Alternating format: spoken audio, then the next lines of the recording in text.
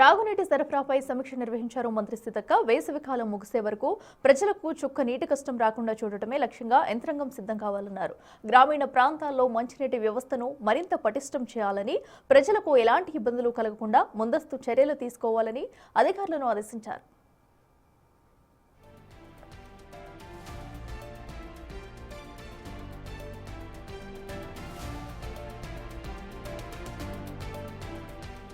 గత ఏడాదిలాగే ఈసారి కూడా ఎక్కడా తాగునీటి సమస్య రాకుండా పగడ్బందీగా ముందుకు వెళ్లాలని సూచించారు సీతక్క. ప్రస్తుతం రిజర్వాయర్లో తగినంత నీటి లభ్యత ఉన్నందున నిల్వలను ఎప్పటికప్పుడు అంచనా వేస్తూ పంపిణీ చేయాలని సూచించారు. గ్రామాల్లో పంపు సెట్లు పాడైన వెంటనే యుద్ధ ప్రాతిపదికన రిపేర్లు చేయాలని ఆదేశించారు. ఇక కొంతమంది సిబ్బంది స్వలాభం కోసం అనవసరంగా కొత్త బోర్లు వేయాలని ప్రోత్సహిస్తున్నారని, దీనివల్ల డబ్బు, శ్రమ వృధా అవుతున్నాయని, అటువంటి చర్యలను నియంత్రించాలని హెచ్చరించారు.